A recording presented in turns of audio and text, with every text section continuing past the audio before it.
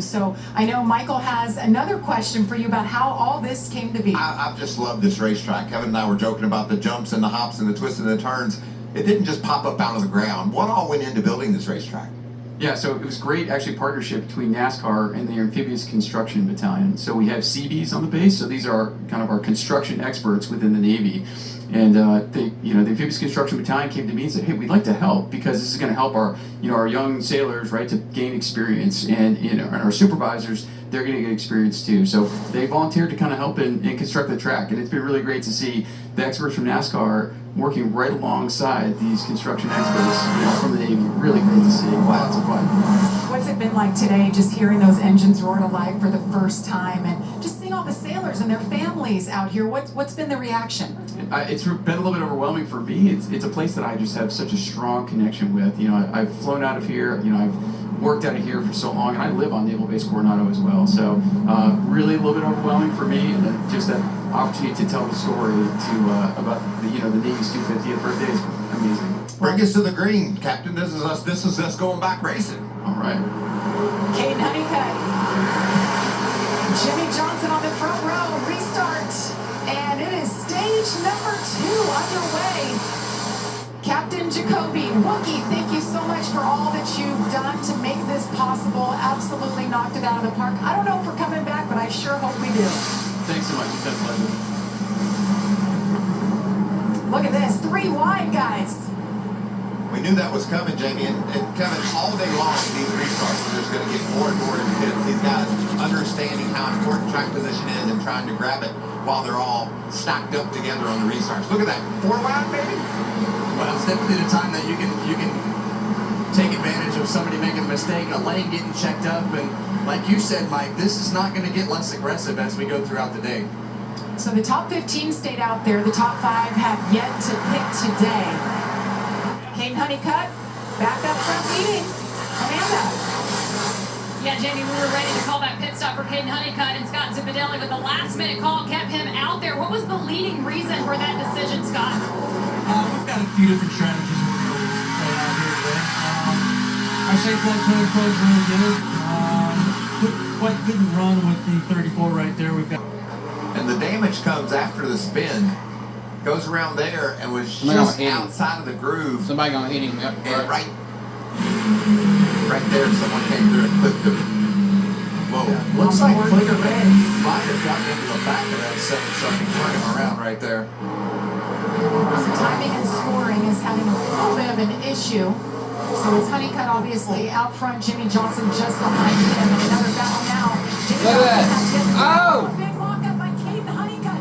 Jimmy Johnson, new leader in Coronado. Jimmy Johnson to the lead. Talk about those tires, Kevin, and that's not good for them. There's something to find them there. If they've got some wear on them, he's put it into the cords. He's definitely got some wear on there now with those front tires that locked up as he got off in the corner. But as you know, when these tires start to wear, not only does it lose traction up off the corner, but it also starts to lose that braking capability when those tires start to have less grip in the front. But both those front tires were locked up on that truck as he went off into the corner. Are you believing this? I mean, we've talked about how spectacular this event is and how happy we are to be here. And now 7-time champion Jimmy Johnson is leading the race. He could call this his home track. We're like 19 miles away from here in El Cajon, driving off-road trucks, racing dirt bikes. He did it all. Found his way to NASCAR after that, but how special to come back to his local region. As soon as they announced this, guys, he went to work and made this deal happen with Tricon Garage. Look at that, 19 miles to be exact.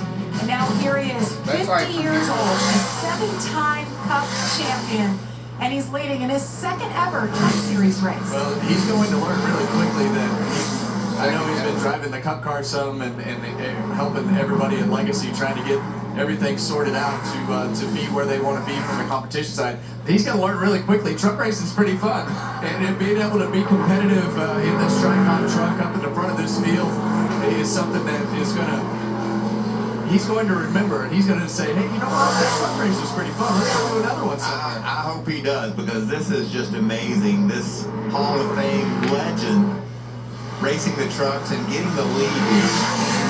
Last time Jimmy Johnson led was at Phoenix in a Cup car in 2020 when he retired. What a moment. Honeycutt's hanging on back there, Kevin, in third. Halfway through stage number 2.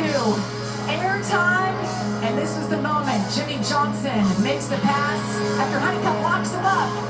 Johnson out front.